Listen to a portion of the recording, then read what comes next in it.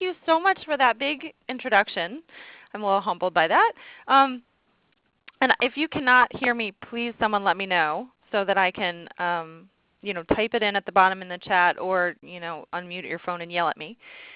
I talk with my hands, so this is going to be really interesting, holding the phone with one of them and clicking on the computer with the other one. But that's the way that the world is moving. I am so excited to talk with you guys today, mostly because I started my research working with infants and toddlers and examining what in a classroom setting or in a child care facility can inspire or educate or really establish a very good, clear neural pattern for infants to be able to.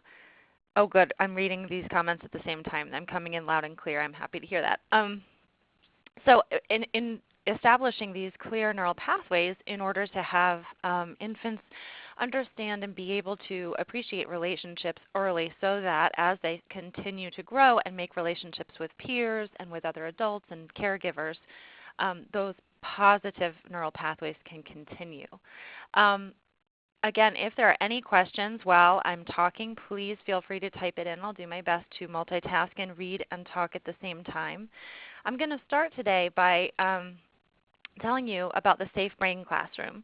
It's a program that I developed after working with a lot of children who had experienced trauma, both big T trauma, which is abuse, neglect, and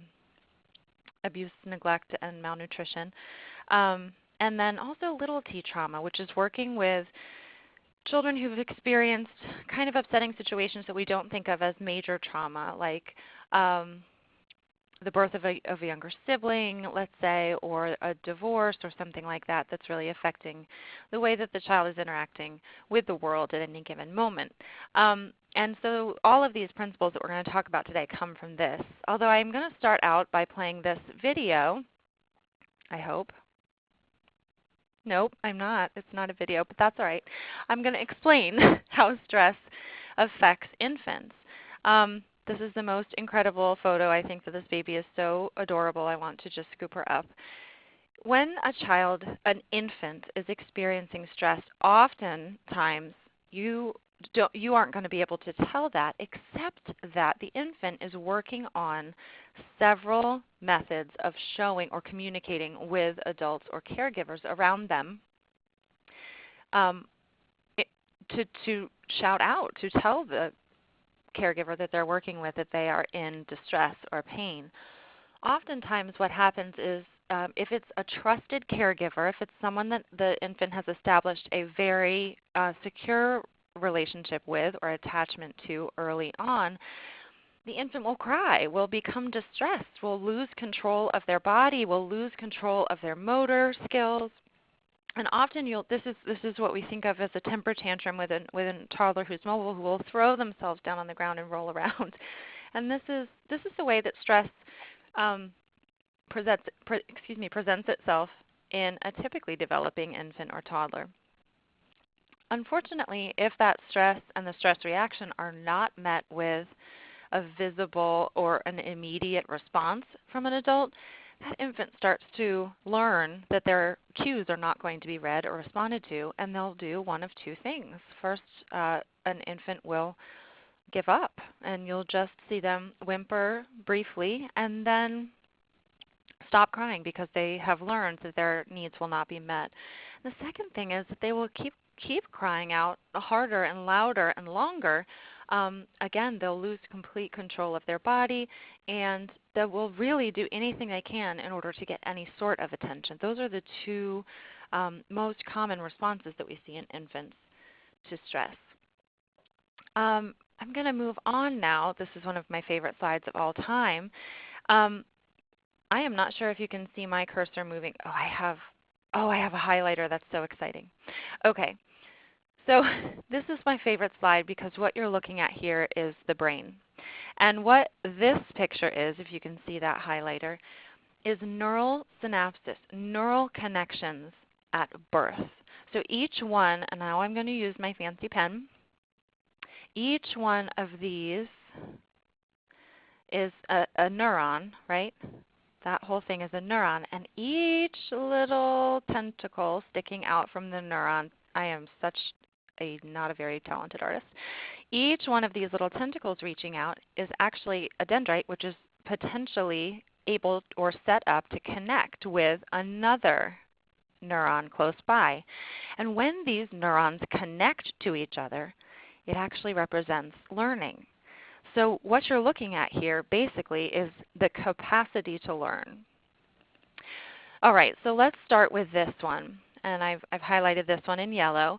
This snapshot, of the brain is actually of a brain at birth. This is what it looks like. These are the neural connections waiting to connect with another neuron in order to learn. This example, this dendrite example, is really a neuron that's well developed and it's ready to reach out and ready to learn. Okay, now I'm going to blow your mind, and I've done this with Courtney several times, but so if this is at birth, this picture right here is a snapshot of the brain at 6 days of age. The next one is 12 days of age. This one is 18 days of age, and I can't show you anything after that because the entire screen would be black with learning, or at least the potential to learn at this magnitude. So this is phenomenal. Think about the age of the children that you are interacting with, and think about what is happening in their brain, the rate of growth of synaptic connections that are happening in their brain. Now, significantly, it doesn't matter what an infant is learning. An infant is learning. So if you have a child who's experienced trauma or stress, neglect, abuse, let's say the mother or father has mental illness that they're coping with, let's say the child is living in mass poverty. We also know that poverty is one of the most significant indicators of the potential for trauma, and that's because of all of the different risk factors that can be associated with poverty. Lack of nutrition. Oh, you just heard me. Uh-oh, I'm in a school. Just a minute.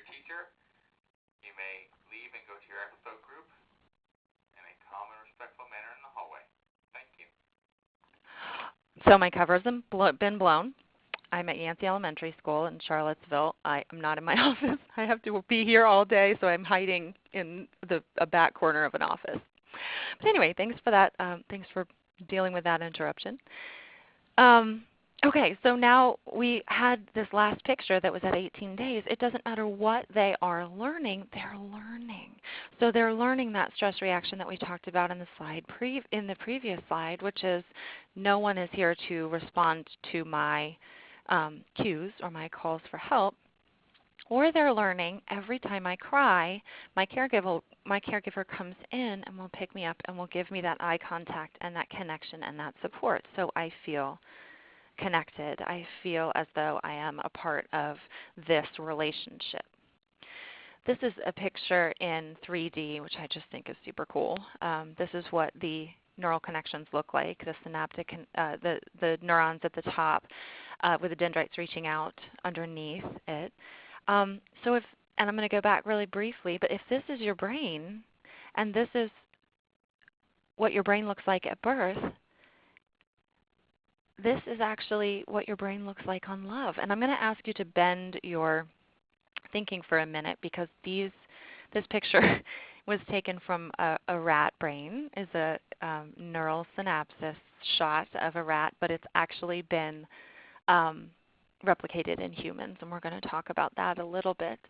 But what you're looking at right here in this rat is a rat that was taken from a picture that was taken of a rat who was removed from his mother at birth, was put in a cage with all of the latest in rat brain technology. There's such a thing, the wheel. There was highly nutritious food that was at ready access to the rat. There was water, high quality water. There was, if you're familiar at all with Maslow's monkeys, there was a kind of furry mother-like creature that was not a real live creature in there so that the rat could snuggle up next to it. It was everything that we think of as an enriched environment. Now, this rat over here, I'm going to change my color. This rat right here was a rat that was taken away from his mother also. It's a brother of this one, of the other one. And he was put in a cage with nothing. He was put in a cage with no wheel, with no furry, stuffed animal mother, with very little food, with very little water, just the bare minimum able to survive. And what this rat had that his brother didn't was that he was in the cage with the rest of his brothers and sisters.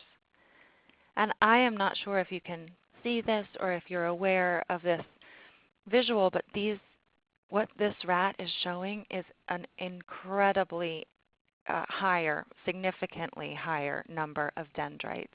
So basically this rat that was deprived of most environmental resources but had all of the social resources of his brothers and sisters is set up for learning for life. And if anything, I'm showing this to you so that you guys can see the importance that relationships, that social connections have. Now this next slide that I'm going to show is a bit disturbing, so I just wanted to point that out. It's the brain, so it's nothing really gross, but what you're looking at here is what this looks like in a human brain.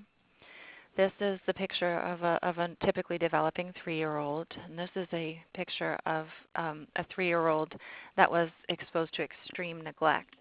If you're at all familiar with the Romanian orphanage travesty that occurred in the early 1990s is when we discovered what was happening. These are infants that were by and large left in their bed alone, without touching, with no human contact other than diaper changing. That was the only human contact. None of them had any diaper rash. They were always fed, but it's because they were taught to hold their bottle at a very, very young age. And you can see the significant impact of this on brain development. Yes, thank you, Myra. I'm looking at your comment. The smaller head is actually physically smaller of the neglected child, of the extreme neglect. So not only, and Myra, thank you for pointing this out, is the head smaller, the physical size of the head smaller, but there are also it's very significant, I agree. Thank you for the feedback, by the way. I'm so used to interacting with my audience, and talking to my computer screen is very strange. What you're also seeing is that the brains, they have holes in it. I'm going to change my color of my pen really quickly. There are these really big, significant lack of developmental resources right there, and that right there is really in the cortex on the cerebellum, and we're going to talk a little bit about what this means in a minute. But this is an fMRI scan, so these are the areas of the brain that are firing at any given time in a healthy developing individual, and then an individual that has been exposed to extreme environmental stress. And something I want to point out to you, and again I'm going to change my pen color so that I can do this the right way, is, nope, I'm going to keep it blue, is that the child who, oh wait, I'm reading Kimberly's comment. Sometimes it seems teaching independency isn't always good human contact. Yes. If I understand what your comment says, that teaching interactive skills is equally as important as teaching independence, if not more so, because the ability to connect with someone and thank you, and interact with someone is a skill that needs to be reinforced over and over and over again. And independence and self-care is something that is really what turns out to be secondary. Okay, so when we're looking at this slide, you'll see, I hope, here that the prefrontal cortex, the front right behind your forehead of your brain in a typically developing child, is firing like crazy. That red means that there is an incredible amount of blood flow. It means that things are happening in the prefrontal cortex that are not happening in other parts of the brain. Now, interestingly, the prefrontal cortex is where we think, it's where we learn, it's where we remember things. And if you guys are working with infants, you'll understand this. If I bite my friend because I want something, and I get kind of scolded because I've just bitten my friend starts screaming and crying. The very early development of the prefrontal cortex is what helps that infant remember that that is not necessarily going to help them in the future, that they shouldn't bite in order to get what they want because it ends up hurting and eventually not getting them what they want. Now, interestingly, prefrontal cortex development happens doesn't really start firing regularly until the age of 3, which is pretty phenomenal if you think about the age of the children that you're working with. What they are working with is a fully developed amygdala and hippocampus, and that is where fear lives. So really, we are born ready to fear.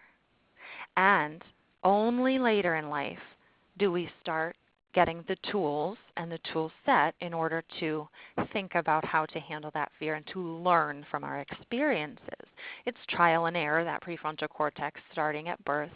It starts really firing at 3, and it's actually not finished developing in women until the age of 22, and in men at the age of 24, which does not give men an excuse by any means, but just a joke. But what you're looking at really here is the very beginning and infancy of our thought process, of our trial and error process as we interact with the world. Now, I hope that it's relevant, or it's readily apparent over here, that what you're looking at in an individual who has experienced extreme environmental distress is a very overactive, hyperactive amygdala and hippocampus. And what is happening here is that the area of the brain that deals with fear has taken over. It has learned, the brain has learned that what's happening in the environment really is needing, is requesting, is I guess calling for the fear part of the brain to fire and make decisions. And this part, the prefrontal cortex up here, is not firing, because when the amygdala fires down here, right, when the amygdala is firing, the prefrontal cortex up here is chemically deactivated. And that's a good thing in our brains, because if you are running away from, let's say, a saber-toothed tiger or something, you want this part of your brain to be in charge. You don't want to be thinking, how fast do I have to run to outrun this saber-toothed tiger? I'm going to read, I think, Layla's question here. Would you say that talking to an infant or younger toddler is equally as important as holding that infant all day? Some teachers feel like they have to hold them all day. However, having them learn your voice and feeling comfort is okay as well. Yes, that's a really good question. So it turns out, no, that holding them is not necessarily what will actively work on this prefrontal cortex development. Now, some holding, positive interactions, that close eye contact and that skin-to-skin is incredibly important for developing trust and developing relationship building skills. But it is also equally important to have them experience some floor time, some interacting with other infants, some eye contact with other infants, so that they can build those initiating social skills. Which is when I make a sound to another infant, or when I raise my hand or touch that other infant, they're going to have a reaction, and that's important. Those are those social skill building techniques that we really want to see in infants. And they don't have those opportunities if they're being held all day long. Thank you for that question. Okay, so wow, I have just really drawn all over this image. Now I'm going to move on, because what happens here in a child who's experiencing stress or toxic stress, repeated hits of stress, meaning, now I'm seeing another question. Red, green, and yellow colors stand for what? Great question. The red is the most blood that's flowing through the brain. The green is the next highest amount of blood that's flowing in the brain, and then the yellow is still blood flowing, but not as much as the red area. So it's a kind of a trajectory of blood flow in the brain. The black areas are what are not firing, and you'll see that there are tremendously more amounts of black area in the brain in the child that has experienced stress. I hope that that was an okay answer to your question. All right, now moving on. Stress is not a bad thing necessarily, right? So we as humans are set up this way. And when we deal with stress, and again, here I go with my pen. If, like, for example, I'm going to use myself here because I tend to do this often. If I'm driving down the road and I happen to be going over the speed limit and all of a sudden I see the red flashing lights and it's going I know that they're coming after me, my stress level is going to skyrocket. And that's a physiological stress response, and that is located in the amygdala. In other words, my amygdala is firing like crazy, right? Now, the good thing about that is my amygdala and the cortisol, which is the stress hormone that's exhibited or spewed out from the amygdala, tells my prefrontal cortex, my thinking part of the brain, to stop for a minute. And why it does that is because I'm not going to sit there and calculate how fast I have to go to get away from this cop or what road I can take to outrun the cop, right? So my brain has really evolved in a way that enables me to have fear, pull my car over, and get whatever consequence I'm going to get. Now I might get the ticket. I can't, haven't figured out a way to get out of it. And then all of a sudden, if I'm going too fast with the academic knowledge. Oh, Lillian, I'm sorry, I didn't see your question. So I'm going to pause that. Actually, I'm going to finish my healthy stress response, and then I'll answer your question if that's all right. Okay, so I get the ticket. I get, upset. Say a four-letter word maybe, and then all of a sudden I am able to come back down from it. I might be upset, but my stress level is able to recover. And we as humans are set up in that way so that we can interact with the world appropriately. Okay, so Liliana, I'm going to answer your question. I take care of a little one who's 2 years old, and she already recognizes and knows the ABCs and numbers to 10. Are you going too fast with the academic knowledge? Well, I'm an educator. So my answer is no, as long as you are still providing her with those social and emotional needs and cues. So if you're pushing too much academic, think about it as taking away from the social skill building and the reinforcement of relationship skills.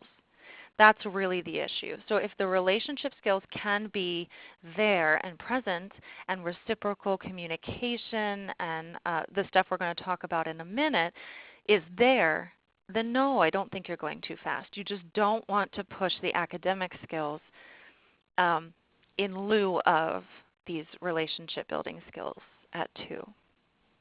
Okay, so I'm going to move on here. That's a healthy brain stress response that we just talked about. Now I'm going to move on because when a child's experiencing toxic stress, repeated hits of stress, either malnutrition, abuse, neglect, some sort of severe trauma that the brain is still trying to recover from, there are 2 possible responses.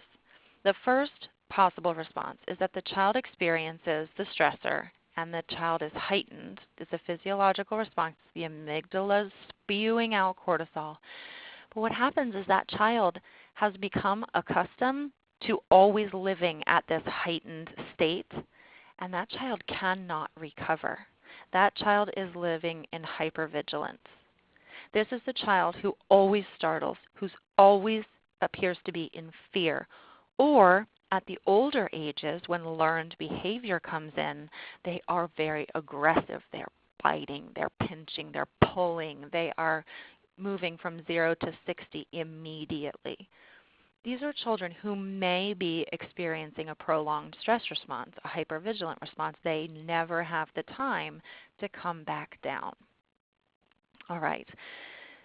Another example, another response, potential response to stress, is when a child has experienced so much stress that their amygdala becomes overloaded.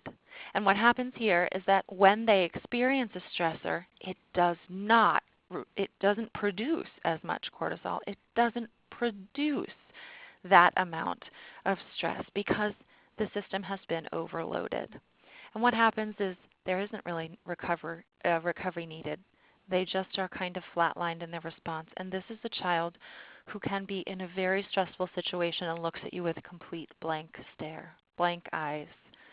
And this is often one of the scariest cases to work with because they really can't tell you what they're experiencing. They aren't able to explain that they don't have fear. They just appear to not care. They just appear to be unflappable. These are the kids that often fall through the cracks.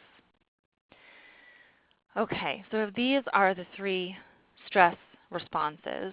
I'm wondering if you guys would be willing to share some examples quickly from your experience. And I'm checking my clock here because I do want to get to some of the solutions.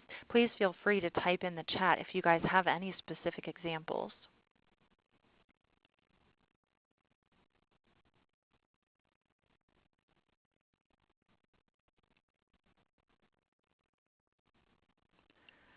Of course, what my goal is here is for you guys to see that there are several people most likely experiencing what you're experiencing in terms of stress. I don't know if you're feeling shy today or what, but no one is writing.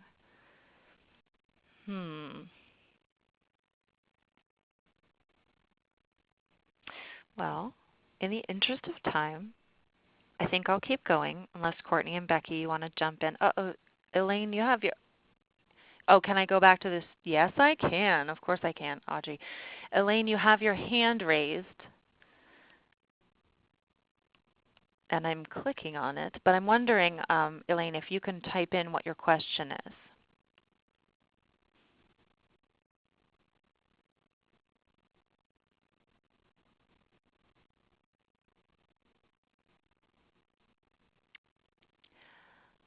I have a 3-year-old that speaks in Chinese and we can't communicate with her. Interesting. So far I haven't had any kids experiencing severe stress. So let me say that severe stress really actually doesn't need to be severe, that it can be any sort of stress or change at home that can allow these things to happen. So really my point in explaining these 3 stages is so that you are able to identify or really be able to see what this might look like. Okay, so now Laura, you say you have a 3-year-old that speaks Chinese. We can't communicate with her. That's interesting, and I would imagine that it's a pretty stressful situation. The amazing thing about a 3-year-old brain is that they are so plastic. And so she is picking up the English language, and the best thing that you can do is continue to speak with her, but monitor your tone very carefully. You really want to be sure that you have that loving, caring, connected emotion and feeling in your voice that will translate across language. The next one I see, this little girl screams and rocks herself when she feels her little brother is perceived to be threatened. Wow, so that's a pretty systematic stress response, and it's a protective response for her little brother. That is a child that you would like to talk to and give words to about what's happening. You can say, "You look very scared. May I hold you? May I help you?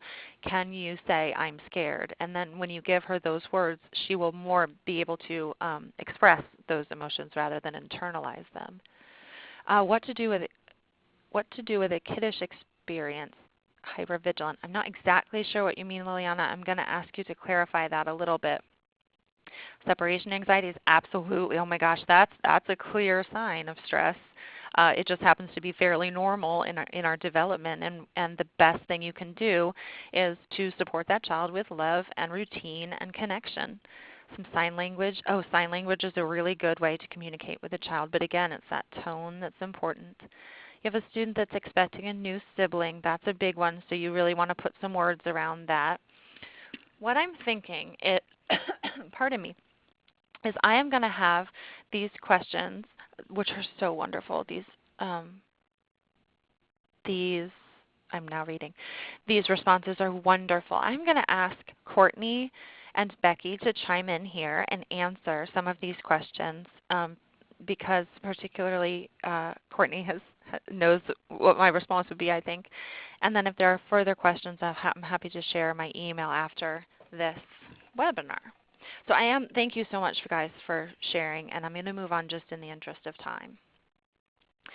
All right. So what do you do? So all of these cases that we just talked about, or all of these examples that we just read, what do you do? Well, because of a situation that I found myself in with a husband that had experienced PTSD and addiction and other sorts of things, and I had an infant at the time and a 2.5-year-old, I really kind of threw myself into the data, and I had to figure out how I could support my infant and my 2-year-old as they were going through the stress, because I was going through this stress, and I knew that just smiling and saying everything is going to be okay was doing them a huge disservice. And what I found is that there are actually 4 clear indicators that can help a child grow with resilience in the literature. The first one being worth. If you can create a feeling of belonging, that self-determination, that positive sense of self, even with these very young children who are experiencing hypervigilance or inadequate stress response, you will be able to initiate the feelings or the beginning of resilience. Now what this means is a child is loved and cared for, right? That's what the essence of worth is. But it really means the child will know and feel that they're loved and cared for. I've never met a parent that has told me that they don't love their child. But I have met several children, more than several unfortunately, who have told me that they don't feel loved, that they don't feel like anyone has loved them, or they don't feel as though their parents love them or their caregivers. And that's really significant. So how do we do this? How do we initiate worth, right? First of all, we say some pretty clear things to them, right? We say, I'm so glad you're here, with a smile. Thanks for coming today. My words, and I'm a little unconventional, are let's rock this out. Let's do this together. Let's have a great day together. Because what you're saying is, I can't have this, we can't have this community without you, right? One of my favorite things to say, even with infants and toddlers, is let me see, let me feel your brain. Oh my gosh, it's growing. And that's that worth piece. That's you deserve to be here. Not only do you deserve to be here, you're doing good things here. It's lots of hugging. It's lots of holding. It's increased floor time. But the only way that works with worth is if you are down on the floor too. And that's a really significant piece of this. If you are down and having that face-to-face time with them, it's the same as the interaction I was talking before about with peer interaction. And then, of course, the enthusiasm for greeting parents. So if you model an enthusiastic greeting for the parents, they will watch you and they will learn from that. And that can actually model and foster a sense of worth between the parent and the child if you suspect they're not getting it at home. The next part of the solution is emotion, is identifying feelings as real, even in infancy, and as acceptable. It's okay to be angry. It's okay to be sad. It's also okay to work through those emotions, to have some self-regulation, and to take responsibility for them. What that looks like is it's okay to be angry or scared or sad or excited. But it's not okay to punch or hit or bite someone. It's not okay to run out into the street if they're mobile, and it's not okay to hurt someone with their words. These are some significant boundaries that you're putting on these emotions. I was working once with a 3rd grader who was sent to the principal's office pretty much every day. And on Friday, when I got there, it was the 5th day that week that he'd been in the principal's office, and he was so angry. I could tell, I could just feel it. You know, his face was red. And I said, and this is unconventional, so if you tell anyone I told you to say this, I'll deny it. I said to him, wow, you are really pissed off. And he said, yeah, I'm really pissed off. And the principal looked at me like I was crazy, and I just said, hold on. I said, what? Say it again. Just say it again. He said, I'm really pissed off. And I said, do you know it's okay to be pissed off? It's okay to be angry. And he said, no, it's not. And he had never experienced the feeling of what that raw emotion that we all feel that's innate, that as being okay. It's just a matter of telling and teaching a child it's okay to be frustrated. Oh, I can tell. I can see that you're frustrated. I can tell. Let's work through it. And the way that this works is by checking your own emotions and facial expressions first. Because if you are pissed off, if you are angry, and that child is crying, they're going to look at your face and react to that and get much, much angrier. And they're really not going to be able to regulate their own emotions. Another way is, I know you don't like my answer, but it will not change. This is one of my favorites to use with my children who are now in kindergarten and third grade, by the way. I can't tell you how many times I say this a day, and it's to the point now where my kindergartner, if I say, I know you don't like my answer, he'll say, but it will not change. And that's the truth. It won't. I know you don't like my answer, but it won't change. That's the truth. It's something to deal with. Feel your feels, and then come back. It's okay to be angry or frustrated. It's not okay to use mean words. Again, you are very sad right now. I can see that you are crying, and I hear that you are sad. Can I give you a hug? That's respecting a child's body space, which is worth, which has to do with worth, but it's also identifying what's happening. You're crying because you're sad, and those are really clear connections that you can make. It's also important to allow an infant and a toddler to feel their emotions. Allow them to feel. Hold them in the cry. Let them cry instead of trying to stop the cry immediately. All right, the next piece of this is empathy. And this is really just, I'm going to use my pen, it's just allowing other people and understanding other people have their own emotions, right? Oh my gosh, I've gotten on the floor with the children and joined them in the tantrum. Then they want to know what the problem with you is. Oh, that is funny. I've done that as a parent several times. Can't tell you how many times 3 of us have been crying on the floor. But that's important. Wow, you're so angry. I feel those feelings too. You're sad. I hear you. Let's do it. Let's feel our feels together. This piece of empathy is understanding that other people have their own sense of self, right? And their own emotions. And what this ends up looking like in the caregiving environment is it feels really good to have friends, but it feels better. It feels really super good to be a friend. And this is where you teach a child who's identifying or watching another child be very upset. Toddle over and put their hand on their back and say, are you okay? And that is something that is teaching that child to be responsive to other people's emotions, not to own them, right? Not to take responsibility for them if they didn't hurt a child. It's just to be responsive. What about a child who's going through a change and likes to hurt other children? That's tough. And those are, I can see you're frustrated. I can see you're angry. It is not okay to hurt this child. And then it's a removal from that situation and a replacement. Here, you know what? I'm going to give you this stress ball. It's a huge ball. It's almost as big as you. I want you to hug this ball as tight as you can. Squeeze that ball. And that's the replacement of the behavior. What this looks like in the caregiving environment is look around. See all those smiles here today. They're for you. They're for you because you came in. And then I can see that this child that you've just hurt is very upset right now. She is crying.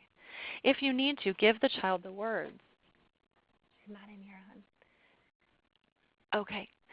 And when you do that, when you say,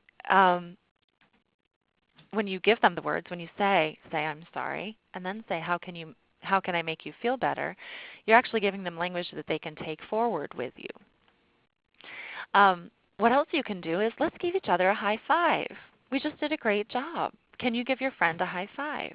When you play peekaboo, when you play Simon Says, those are all empathy building skills. And when you're doing that, you're teaching that turn taking that is required in empathetic interactions. The last solution, or the last piece of this solution for the safe brain, can you shut the door for me, hon? Thank you, is this exploration piece. And this is the higher order thinking. This is that big kind of upper level stuff that's really this is when you can really engage their prefrontal cortex, right?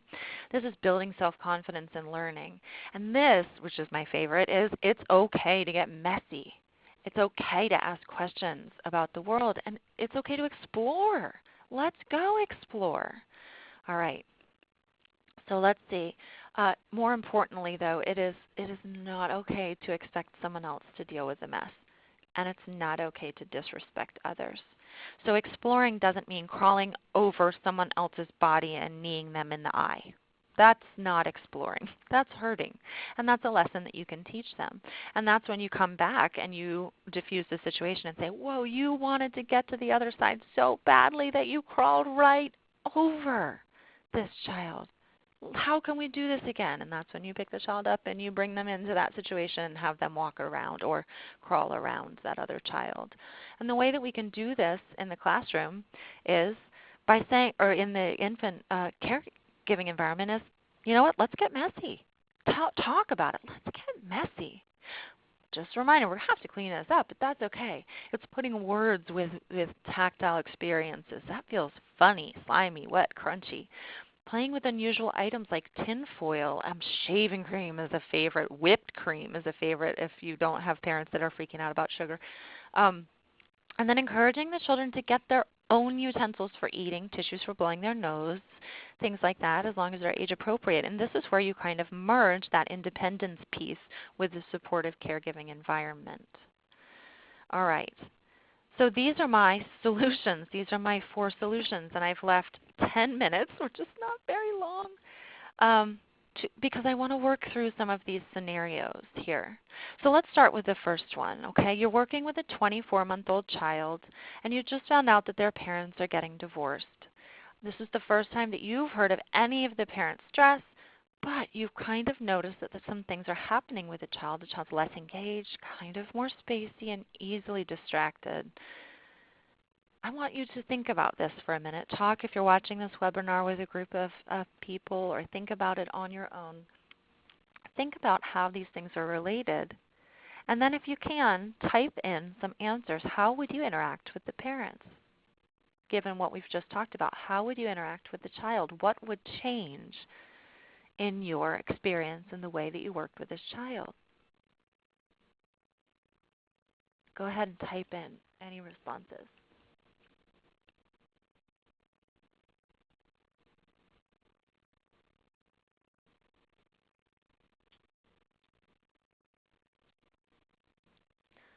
Talk to them about how they're feeling. Absolutely. You can say, I notice you're feeling sad.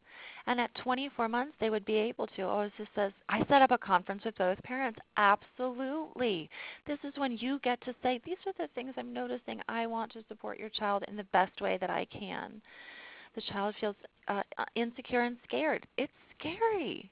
This is a scary process to go through, especially when you're 2 and that prefrontal cortex isn't really developing. Oftentimes the child can take this on themselves and think it's their own fault. Talk to a parent about how they can help. As a teacher, absolutely ask them for advice. More talk about being sure that the child knows they're loved. Absolutely. This is the time for a little bit extra in the empathy department and going back to worth. Absolutely, Jasmine. You'd make sure that the child had the sense of belonging and that sense of self. This is when you would say, welcome to your classroom. Welcome to your space. Extra TLC for the child, absolutely. Oh, using puppets is a great experience. That's a really good way to work through emotions and build empathy. Having a conference with the parents again, absolutely. And then talking about how you guys can come up with a plan to make sure that that child feels secure and loved. Oftentimes parents who are going through a divorce are not able to identify what's happening in this child because they're dealing with their own emotions. So if you can bring these things carefully up to them, then that really is a sign that you're all in this supportive environment together. All right. as I'm reading this comment, of course, they're related. Oh my gosh, yes, absolutely. The child is dealing with arguments that might be happening, giving the child more attention, giving them that one-on-one, giving them some paper and some different writing or coloring utensils to draw out their feelings. Yes, Audrey, often though you don't have to even say, please draw your feelings. Often you just have to identify that the feelings are there, and here's some paper, and it feels good to draw. All right, parents at home can pick 5 hot button issues that they wish to say the same at both houses. Gosh, you guys are like marriage counselors here. This is wonderful. This way both parents can have input and say at the other's house. Absolutely, if there are issues that are inconsistent, that can greatly lead to this type of behavior in the classroom. All right, do we remind them to use their words and tell their friends how to feel, not to touch their hair? Yes. Oh, this is good. I'm not sure if you can print this webinar. I know it's recorded, Leslie, but I'm going to ask Lisa or Courtney or Becky to answer that question for you. Clay or Play-Doh is a great idea. Yeah, don't eat it. That sometimes happens, though. Okay, in the interest of time, I'm going to move on to this next scenario. Now, this is an 11-month-old, a little bit younger, who's joined your child care settings. After a few weeks, you notice that the child does not like to be held. In fact, when you change her diaper, she screams, and she's inconsolable for at least an hour. After mentioning this to her caregivers, you learn that her grandmother has just received custody, and she was in foster care for 2 months. How do you interact with the grandmother, and how do you interact with the child in this circumstance? Again, drawing it back to worth, emotion, empathy, and exploration.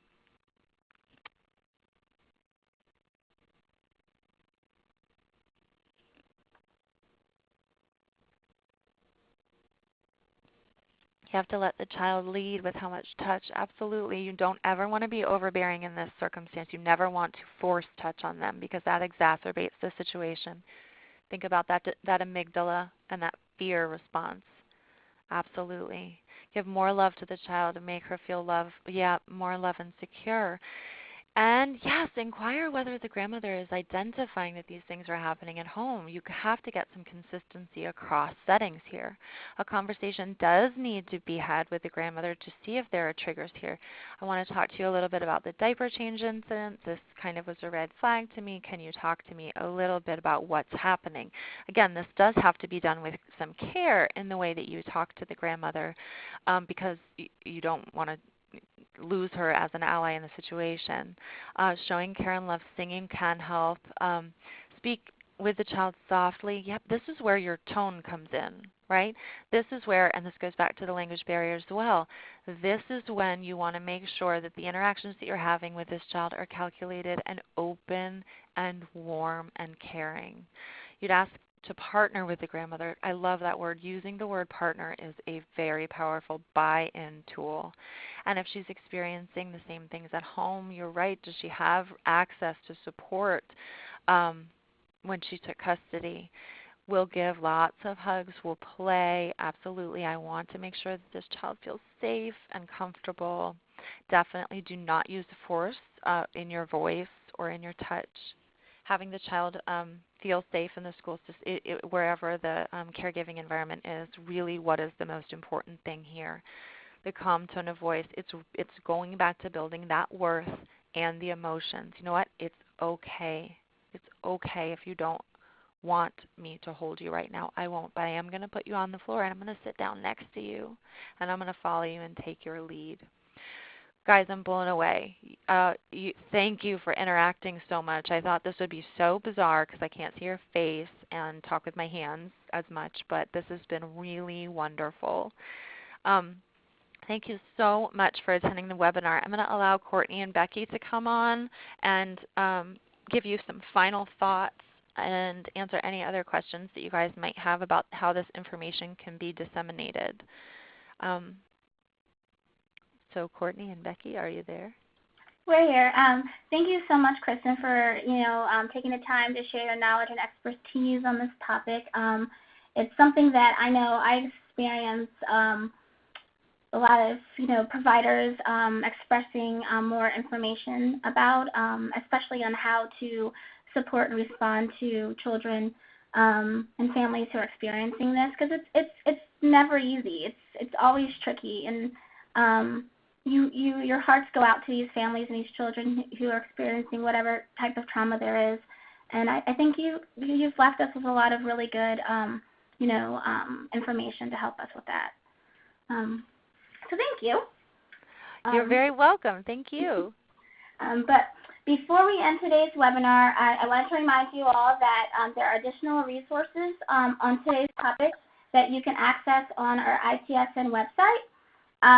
You'll find a handout, a resource and referral handout that provides a list of trauma-informed care organizations and consultants throughout our state and nationally. There's also a handout on the different types of stresses that Kristen touched on today, as well as ways that you guys can continue to provide supports for those children and families. There's also a handout on that charts the symptoms and behaviors of infants and toddlers that are exposed to trauma. And you can also find on our ITSN website information on our trainings throughout the state, from also a tips calendar, which is you can find on the Virginia Department of Social Services website. You can also find links to the ITS Network CEPHL trainings, which is a social and emotional training, as well as our CBT Celebrating Babies and Tots annual workshops. We actually will be having two later on this month, and myself and some other ITSs will be helping to facilitate that on March 25th in Fredericksburg. So if you're interested in learning about the topic and about the keynote speaker, who happens to be Ty Howard, just look to our website and you'll gain that information. Also, remember that today's webinar was brought to you by the Virginia Infant and Toddler Specialist Network, and we would all love to thank you all for participating with us, either online or by phone or both. We would also like to extend a thank you to Dr. Kristen Jameson for sharing her knowledge and expertise again on this very tricky topic. And remember, in order to receive your certificate of participation for this webinar, you must fill out the evaluation that was sent to you when you received your login information. The evaluation can be sent by mail, fax, or email to CDR. Once it's received, a certificate will be sent to you. And if you have any further questions, you can contact any of your regional infant and toddler specialists, and they'll be happy to help you. And remember, in order to find your ITS, just go to our website, www.va-itsnetwork.org. Today was actually our last webinar for the year. The next network webinar or audio conference will be held sometime in August, so look out for that. And continue to check our website as well as the tips calendar for regional trainings. And thank you again. Thank you, everyone. The webinar is ending now.